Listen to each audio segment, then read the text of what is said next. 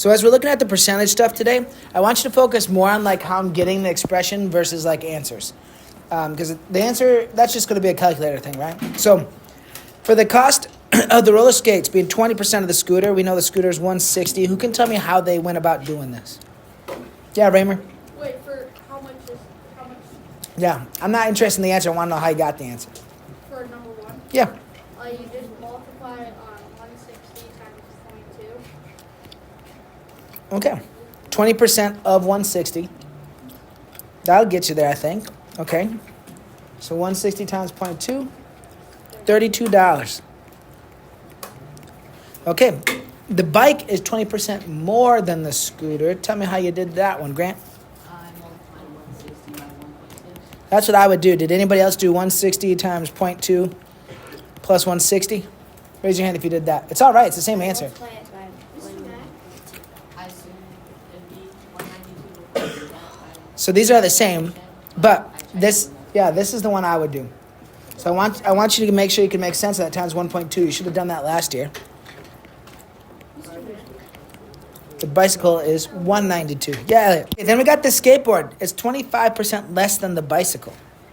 So the bicycle was 192. So right here, Elliot, if it's 25% less than this, what would I multiply by? 75. So I want you guys to recognize that base. What's the base percentage we're starting with every time here?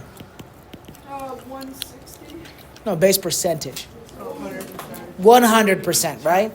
Because if we multiply by 100%, what happens to the answer? Stays the same. So if we're increasing, we're starting at 100% increasing. If we're decreasing, we're starting at 100% and decreasing. I know you saw this last year, but this is how we're going to get it into functions. You're going to see with this next problem, the next warm-up. So there's a bookstore, 25% off books, and then there's another 25% off. So if the books are $32 to start, I want an end price. You might be like, hey, 25% off and 25% off, that's 50% off. We'll see. Nope. Eyes up here. Mouths closed, friends. You guys hand that back to Asher. All right, so I got $32. Yeah, and here's what I want to look at with you. If I want 25% off, what am I going to multiply by? 0.75, right? Now, I'm going to show it like this. I'm going to show it a little different just to make a point. If I get 25% off again, what am I going to multiply by? Which, would you guys agree this is the same thing as this? Does that look familiar-ish? That's exponential. That is exponential decay. And I got $18. I did hear someone try to say, I got two 50% off coupons. Isn't that 100% off? No. Because 50% off something, then 50% off that thing is, yeah. You can't combine them like that, right? That's not how percentages work. Well, you can. Okay? And it's going to be, while we're looking at this, it's going to be very interesting.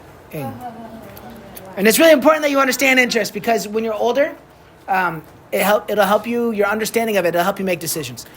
In general, if you borrow money, you have to pay interest, right? Nobody's lending money for free. They make money off of lending money. But if you can be the person that lends money, which looks like investments and stuff, then you make interest, right? From letting other people use your money. And so understanding rates and what they do and how they compound, which is what we're going to do the next few lessons, that'll help you make life decisions, okay? Like I make a lot of my financial decisions based on what I know about percentages and time and stuff like that, okay? So in this case, there's a new computer.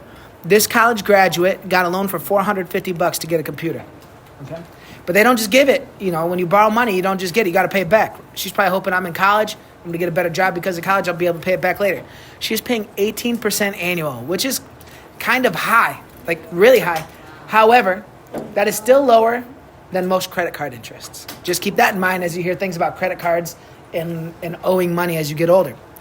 She makes no payments. So you're going to go through how much she owes after 1 year, 2 years, 3 years. You're going to check out the expression she used and see, do you think that's vibing? And then you're going to try to write your own expression that is tighter with your partner. Let's go. Let's take a look at number one. At the end of 1 year, I'll take it, Oliver. And at the end of 1 year, she owed $450. Oops, I'm trying to write with the highlighter. She owes them $450 plus the 18%. So this is the expression I used. Did anybody find 18% and then add it? Yeah. It'll get you the same answer. This is going to be the more efficient way, and this is the way you're going to want to do. And you'll see why by the end here. $531. So that means $81 she owes just from borrowing that money for 1 year. That's a lot of money. Especially out of like 450, 81 compared to 450, 81's a lot. I got you right here, Alvin. Okay, so for 2 years and 3 years, what do we keep multiplying by? 1.18. 1.18. Okay. Work with or just You can choose. So for 2 years, I'm at 531 times 1.18.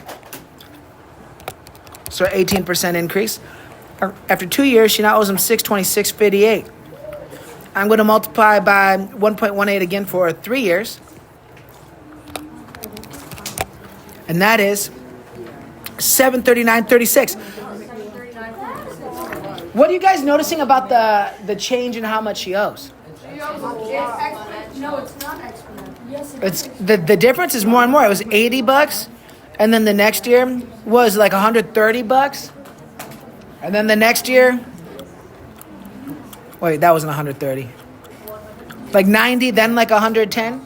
So the difference each year, she's owing more and more. What have we seen where the difference is changing over and over? Exponential function. So she multiplied by 1.18, 1.18, 1.18. What did we do? We did the same thing, right? So yeah, she's good. She's good. Let's write it as an expression. What did she start with? How's it changing? What kind of function we got, friends? Exponential. A, B to the X still. So the difference is, you might be like, well, if we already know this, the difference is now we're not like doubling or tripling. It's a percentage. That's the difference. So what you're going to do next is you're going to look at how different interest rates change things. I'm looking for some of that side conversation to chill more. Okay, so this is assuming no payment and $1,000, which is a nice number to start with. We have 12% loan, 24% loan, and 30.6% loan. Obviously, if you're trying to take a loan, do you want higher or lower percentages? Lower. But what we're really going to look at is how these loans impact totals. One point of thing you need to look at right here is it says write an expression. It doesn't say write the amount. So, for example, for 1 year, loan A, the expression would be $1,000 times 1.12. Okay, that would be the expression. We're not answering these right now. Okay? So for 10 years, though, can you write times 1.12 10 times? No, so I would suggest 1.12 to the 10th. Oh, so that's all we're doing. Writing the expressions for all of them, please. And then we'll do the decimals graphing together. So guys, I'm not going to fill out all these. I'll just do some of each. But you need to do them all. 1.24 squared. Let's do 1,000. 306 to the third. And then I want to look at all these ones. So I got 1,000, 1.12 to the x. 1,000, 1.24 to the x. And 1,000 times 1.306 to the x. Okay? We're going to jump to decimals and look at those three graphs and just how they're changing. And specifically, we're going to look for how many years for them to double. Okay, so to get to 1,000 on the red one, I'm right here, or 2,000, sorry, to double, I'm right about there. So just more than 6.1 years to double the 1,000. Okay? Everybody good with that? Yeah. Just over 6 years. That's pretty close. That percentage, 12%, that's pretty close. Usually if you're making investments, they say you can expect to double your money every 7 or 8 years. So that's the average return would be a little less than 12% then, right? Can we use this information for crypto? Yeah, for sure. Okay, then 0.24. That's going to double. You should be writing this down. Right around just over 3.2. just over 3.2 years.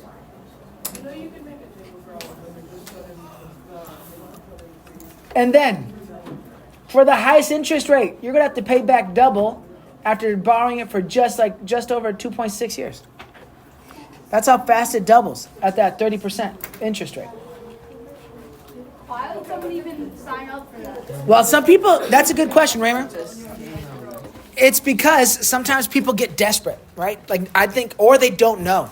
Like, when you get a credit card, it's like in the fine print a little bit what your percentage is, and you're like, hey, I can go to a store and I can swipe this, and they give me things, right? But then you, like, once you incur debt, if you can't pay it off, then the credit card one's big. It's like 20-some%. It's pretty high. Apparently we have had this. Yeah. To put that in context, houses right now are about 6%, which sounds way low comparatively, right? But houses, when I bought my house, were more like 3%. And that's all variable. If you can't prove that you can pay it back as well, or have a history of not paying back, you pay a higher percent because you're riskier. But the big point with all the math stuff is this.